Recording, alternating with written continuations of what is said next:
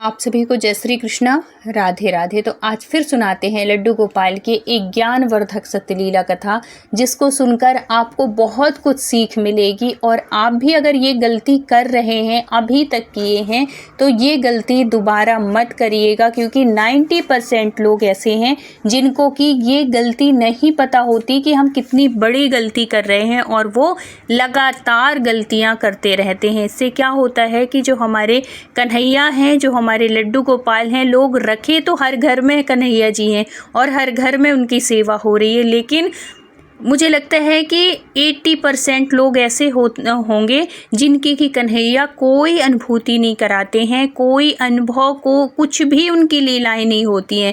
तो वो हमसे त्रुटि होती है, हमसे गलतियां होती हैं, जो कि हमारे दैनिक जीवन की रोज़मर्रा वाले जो जीवन होता है, जो रोज़ के काम होते हैं, उसमें हम त्रुटि कर देते हैं। तो ऐसे ही गलती की है साधना जी। साधना जी लड्डू गोपाल की सेवा करती हैं, बहुत से मन से करती हैं, दिल से करती हैं, सब कुछ बहुत अच्छे से कर रही हैं, लेकिन उनसे कुछ त्रुटियां हो रही थी जिसके बारे में इनको बिल्कुल भी नहीं पता था। लेकिन क्या होता है कि जो हमारे कन्हैया होते हैं ना, जब कोई भी भक्त हो, अगर उनकी सेवा कर रहे हैं तो वो किसी ना किसी माध्यम से आप तक वो जानकारी ज़रूर पहुंचाते हैं। तो ये वीडियो भी अगर आपके पास पहुंच रहा है तो इसमें भी अपने कन्हैया की कृपा समझिएगा। और अगर कहानी जानकारी आपको थोड़ी भी अच्छी लगे, आपके यूज़फुल हो आपके लिए, तो चैनल को ज़रूर सब्सक्राइब कर लीजिएगा, जिससे आगे भी ऐसी ज्ञानवर्धक सत्यलीला कथा आपको सुनने को मिलती रहेंगी, जिससे आप से कोई त्रुटि ना हो और आपके कन्हैया बहुत अनुभूति कराएं। मेरे वीडियो बनाने का उद्देश्य सिर्फ यही है कि आपके जो कन्हैया हैं वो आपके जीवन में बहुत सारी खुशियां लेके आएँ, आपकी हर मुराद पूरी हो, हर इच्छा, और उनसे प्रेम बढ़े, दिन दूना रात चौगना जो होता है वो प्यार बढ़े। तो ये जो साधना जी हैं वो लड्डू गोपाल की सेवा करती थी, फैमिली के साथ रहती थी, घर परिवार में सब लोग थे, इनकी जेठानी भी थी, सास भी थी, पूरा मतलब जैसे जॉइंट फैमिली होती है उस तरीके से। और ये रहती थी बिहार के एक गांव में, वहाँ इनका ससुराल था। वहाँ सब लोग मिलके, जैसे गाँव में रहते हैं ना, सब लोग अच्छे से मिलके रहते हैं, सब जॉइंट फैमिली होती है, ऐसे ही इनका था। और भगवान की कृपा से, कन्हैया की कृपा से सबके बीच में बहुत अच्छा रिश्ता था, बहुत अच्छे से सब कुछ चल रहा था। लेकिन अब क्या होता है कि ये जो साधना जी थी, इनके जो हस्बैंड थे, इनका ट्रांसफ़र हो जाता है। तो जब ट्रांसफ़र होता है तो कुछ दिनों तक तो ये अप डाउन करते हैं, आना जाना होता है, लेकिन कुछ दिनों के बाद घर वाले कह देते हैं कि वो परेशान हो रहा है लड़का, और है तो साधना ऐसे करो कि अब तुम वहाँ पे शिफ्ट हो जाओ, उसको दिक्कत होती है आने जाने में, खाने में। तो यहाँ तो है ही, जेठानी तो थी ही उनकी देखभाल के लिए, सास ससुर के लिए, तो ऐसी कोई दिक्कत भी नहीं थी। तो अब वो बाहर शहर में आ जाती हैं और है तो अपने पति के साथ रहने लगती हैं। लेकिन उसके साथ साथ क्या था कि ये लड्डू गोपाल भी लेके आई थी, इनकी सास ने इनको लड्डू गोपाल दिया था कि बेटा परदेश है, कहीं अनजान शहर है, तो हमारे भगवान जो होते हैं उनकी कृपा सदा तुम लोगों के ऊपर रहे, और अपनी भक्ति करते रहना, पूजा पाठ करते रहना, क्योंकि ये यहाँ पे भी करती थी। तो अब क्या होता है, ये यहाँ आ जाती हैं, अपने कन्हैया को विराजित कर लेती हैं, अच्छा सा घर लेती हैं, सब कुछ बहुत अच्छे, उनके हस्बैंड की बहुत अच्छी पोस्ट थी, बहुत अच्छी जॉब थी, तो उस हिसाब से उन्होंने मकान लिया, अच्छे से रहने लगे। लेकिन इनको गार्डनिंग का बहुत शौक़ था, और जहाँ पे ये लोग आए हुए थे ना, वहाँ पार्क था पास में ही, जैसे शहरों में होते हैं ना पार्क होते हैं बच्चों के खेलने कूदने के लिए, वहाँ सब पौधे भी लगे रहते हैं, हरा हरा सब बहुत अच्छा लगता है। तो ऐसे ही था यहाँ पे जहाँ ये रह रही थी, इनको बड़ा अच्छा लगता। अब क्या हुआ कि कुछ दिन में इनका जो बच्चा था वो पढ़ने लायक हुआ, बड़ा हुआ, तो इन्होंने स्कूल में एडमिशन भी करा दिया। भगवान की कृपा से सब बहुत अच्छा चल रहा था। अब ये क्या करती कि जब ससुराल में रहती तो इनका नियम था कि सुबह सुबह ही उठ के, क्योंकि इनके घर में पूजा पाठ का माहौल था, और है तो फैमिली के बीच में जब कोई रहता है ना, बहू हो कोई भी हो, तो उसमें अपने फैमिली के हिसाब से ही उसको करना पड़ता है। जैसे उनके रूल्स होंगे, जैसे उनका चलता आ रहा होगा, वैसे ही करते हो। सास ससुर के जब अंदर उसमें रहो, सानिध्य में, सास ससुर के अंडर में रहो, तो थोड़ी सा रहती हैं बहुओं के साथ ना बहुत अच्छे से, जैसे उन्होंने नियम बनाया है उस तरीके से। तो इनका था कि सुबह उठ के सबसे पहले बहुएं नहाती थी, उसके बाद ही रसोई में जाती थी, और नियम यही है, सबसे पहले आप नहा लो, फिर अपने किचन में जाओ, फिर वहाँ पे, क्योंकि कहते हैं कि रसोई में माँ भगवती अन्नपूर्णा का वास होता है। तो आप जितने साफ़ सुथरे होके किचन में जाएंगी, अपनी रसोई में जाएंगी, उतने ही माँ भगवती का भंडार भरा रहता है, वो हमेशा प्रसन्न रहती हैं।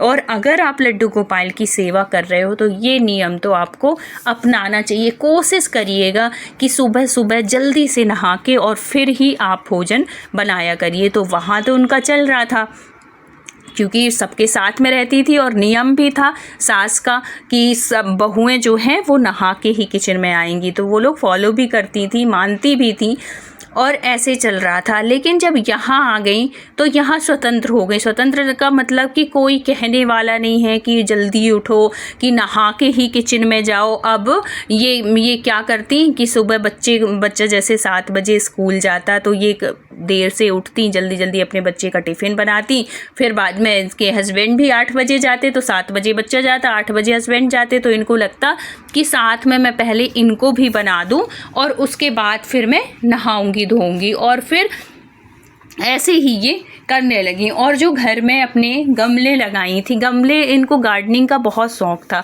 तो ये अपने घर में बालकनी जो थी उसमें बहुत सारे पौधे लगाए थे हरे भरे। और साथ में जिस घर में लड्डू गोपाल रहते हैं उनके घर में तुलसी तो होती ही है, क्योंकि बिना तुलसी के लड्डू गोपाल कोई सेवा स्वीकार भी नहीं करते, तो तुलसी के भी इनके घर में पौधे थे।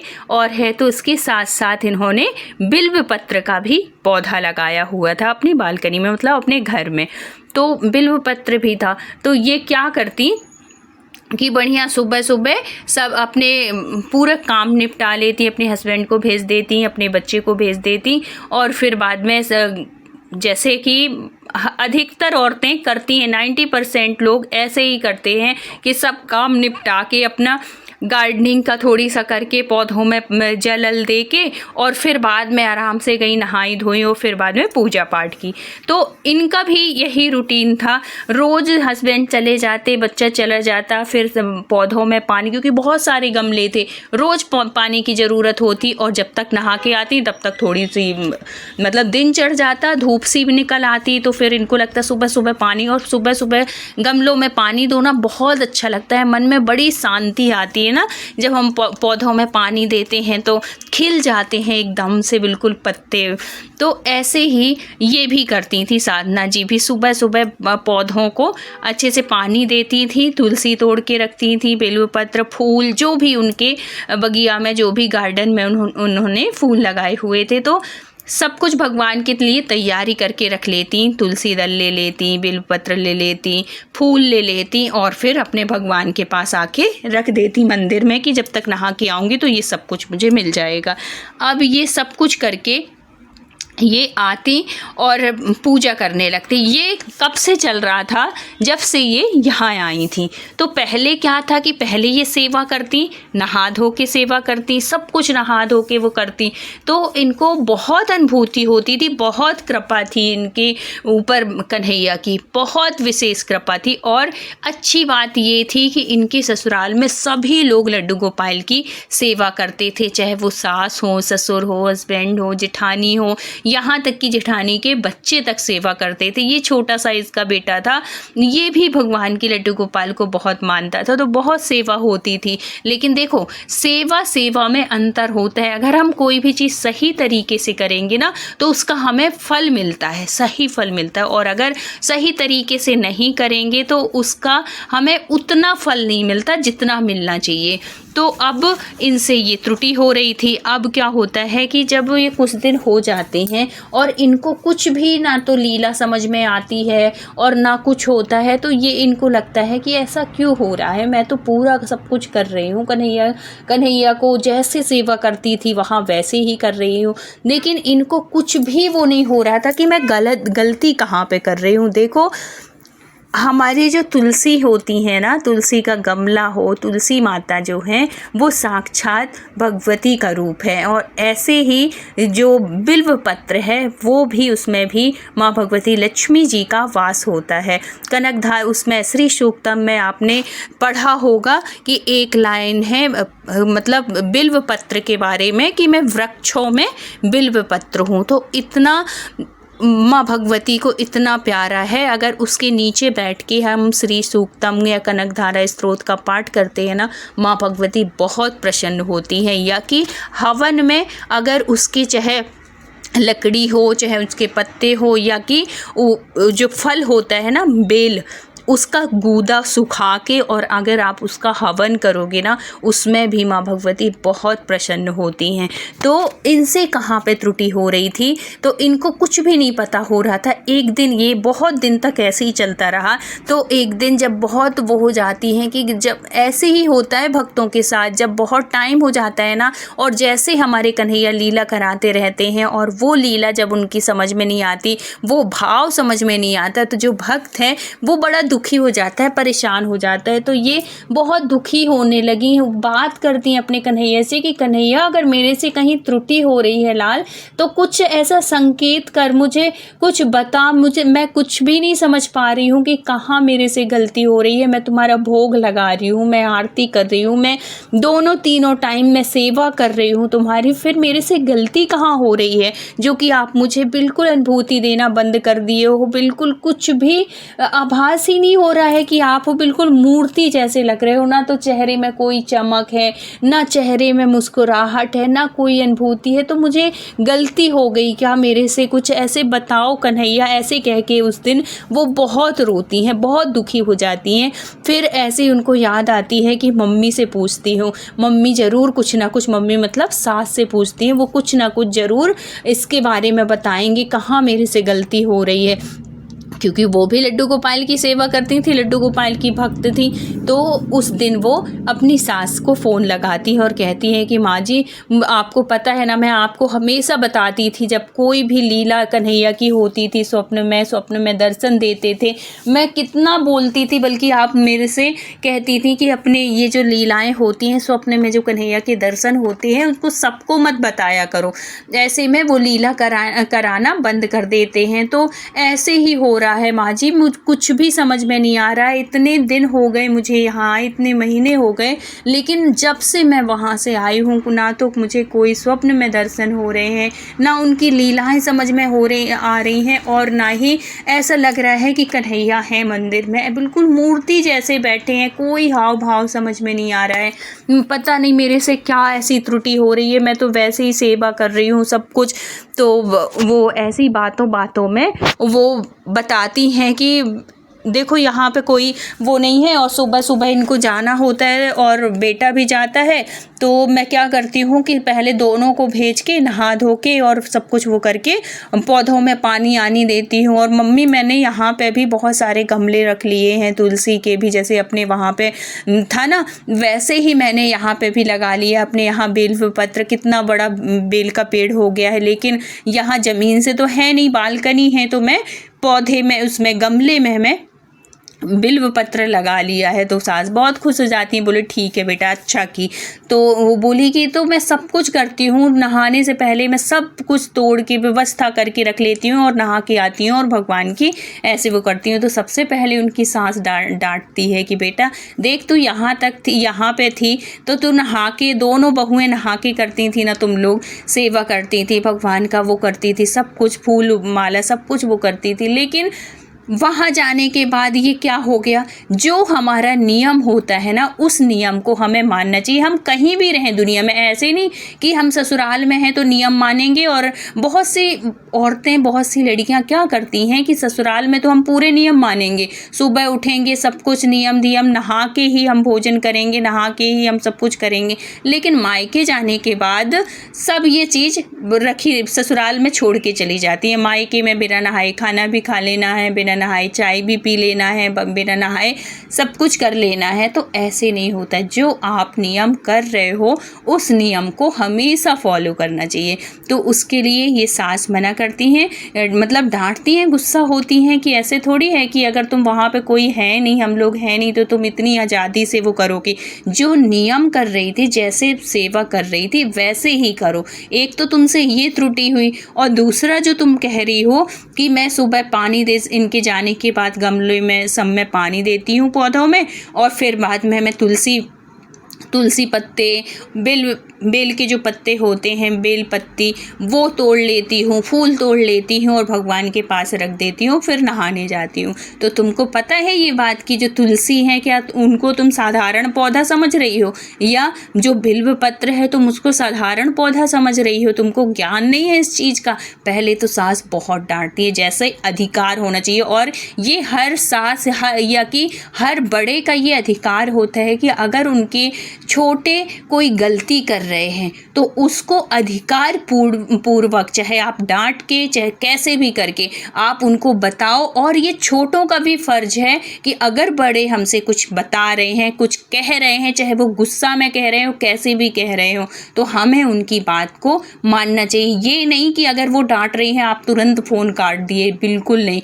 उनको बहुत सम्मान के साथ, बहुत प्यार के साथ उनको सुनो और उस गलती को मानो कि हाँ, ये मेरे से गलती हुई है माँ जी, अब मैं ये गलती नहीं करूँगी। तो ऐसे ही किया इन्होंने। सास ने बहुत डांट के भी और फिर बहुत प्यार से भी समझाया कि देखो, जो तुलसी हैं वो साक्षात माँ लक्ष्मी हैं, माँ भगवती हैं, लक्ष्मी नारायण की इनसे जो सालिग्राम है उनसे शादी होती है ना, उनकी शादी करते हैं ना, तो ये साक्षात भगवान माँ भगवती हैं। और जो बिल्व वृक्ष है उसमें भी माँ लक्ष्मी का वास है, तो दोनों तो भगवान हो गए ना। तो क्या तुम बिना नहाए अपने भगवान को वो करती हो, नहलाती हो, छूती हो, नहीं छूती हो ना? तो फिर उनको क्यों ऐसे साधारण पौधे नहीं है बेटा ये, तो तेरे से ना यही गलती हो रही है। और ये गलती अधिकांश लोग करते हैं, मुझे लगता है 90% लोग करते हैं कि पहले वो अपने पौधे, जो भी पौधे लगे होंगे, या कि नीचे से जाके जो गार्डन होगा जहाँ फूल पौधे लगे होते हैं ना, या कि बहुत से लोग क्या करते हैं कि वॉक करने जाते हैं, वॉक करने जाएंगे तो नहा के तो जाते नहीं हैं, सुबह सुबह वॉक करने जाएंगे, वहाँ से जो भी अड़ोसी के पड़ोसी के जो फूल लगे होंगे, तुलसी लगी होंगी, वो सब कुछ तोड़ के अपने घर ले आते हैं और फिर बाद में नहाए धोए और फिर भगवान के लिए अर्पित किए। तो बिना नहाए तुलसी का पौधा छूना पाप होता है, और बिना नहाए बिल्व वृक्ष छूना भी पाप होता है। तो आज के बाद ये गलती कभी मत करिएगा। अगर आप भी ये गलती कर रहे हैं, ये त्रुटि कर रहे हैं, तो ये समझिए कि ये जो वीडियो आपके पास आया है ना, ये इसमें भी कन्हैया की कृपा ही है, जो कि आप मेरे माध्यम से आप तक ये जानकारी पहुंच रही है। तो अगर कोई ऐसा कर रहा है आपके जान में, पहचान में, आपकी रिश्तेदारी में इस तरीके की, तो ये वीडियो उन तक ज़रूर पहुंचाइएगा, जिससे उनको भी लाभ होगा और वो इस त्रुटि करने से, ये गलती करने से बचेंगे। तो उनको जो पुण्य लाभ होगा आपके माध्यम से, अगर उनको जानकारी मिली तो आपको भी इसका फल मिलेगा। तो ये वीडियो ज़रूर उन तक शेयर करिएगा। फिर क्या होता है, इसको भी गलती का एहसास होता है कि सच में ये बात तो सही है कि ये जो तुलसी है ये तो माँ भगवती का रूप है। जो बिल्व का पत्र है, बेल का पत्र है, बेल का वृक्ष है, इसमें माँ भगवती लक्ष्मी माता वास करती हैं। देखो, आपने पढ़ा होगा श्री सूक्तम, तो उसमें ये लाइन है कि आदित्य वर्णे तपसो अधिजातो वनस्पतिस्तव वृक्षोवत बिल्वा, है ना ये लाइन। तो वृक्षों में, बिल्व वृक्ष में माँ भगवती लक्ष्मी जी का वास होता है, इसलिए इनको बिना नहाए कभी भी टच नहीं करना चाहिए, कभी भी नहीं छूना चाहिए, नहीं उतारना चाहिए इनके बिल्व पत्र को, और है तो तुलसी दल को। इस बात का विशेष ध्यान रखिएगा। फिर ये जो थी, इनको अपनी गलती, साधना जी को गलती का एहसास एहसास होता है और वो ये गलती करने से बचती हैं और अपने कन्हैया से माफ़ी मांगती हैं और फिर कहती हैं कि कन्हैया अब मैं ऐसी गलती दोबारा नहीं करूँगी, जैसे मैं पहले नियम से आपकी सेवा कर रही थी वैसे ही अब करूँगी। तो अब क्या करती हैं, बेटा स्कूल जाता है, हस्बैंड ऑफिस जाते हैं, तो उससे पहले ये सुबह सबसे पहले नहाती हैं, फिर अपने किचन में आती हैं, माँ अन्नपूर्णा को प्रणाम करती हैं और फिर जो उनके गमले थे, क्योंकि थोड़ी जल्दी उठ जाती हैं, तो वो जो गमले थे, जो भी पौधे और सब तुलसी और बेलपत्र लगाया हुआ था, उसमें पानी डालती हैं सब कुछ, और फिर नहा धो के फूलों को तोड़ती हैं और तुलसी दल, बिल्व पत्र, ये सब कुछ नहा धो के वो करती है। फिर देखो, फिर कन्हैया जो हैं ऐसी कृपा बरसाना शुरू कर देते हैं कि पहले जैसे ही उनको अनुभूति होने लगती हैं, उनकी लीलाएं समझ में आने लगती हैं, उनको स्वप्न में दर्शन देने लगते हैं। तो ऐसी छोटी छोटी त्रुटियां हमसे होती हैं जो कि हम अनजानवश, अज्ञानवश, हमें ये पता नहीं होता कि जो हम कर रहे हैं ये गलत है। तो ये गलती करने से बचिए, जिससे कि आपके लड्डू गोपाल भी आपको अनुभूति कराएं, आपको स्वप्न में दर्शन दें, आपके साथ लीला करें। तो अगर वीडियो अच्छा लगा हो तो प्लीज़ लाइक, शेयर और सब्सक्राइब ज़रूर कर लीजिएगा, जिससे ऐसी ज्ञानवर्धक सत्य लीला कथा आपको आगे भी सुनने को मिलती रहे। तो बोलिए राधे राधे।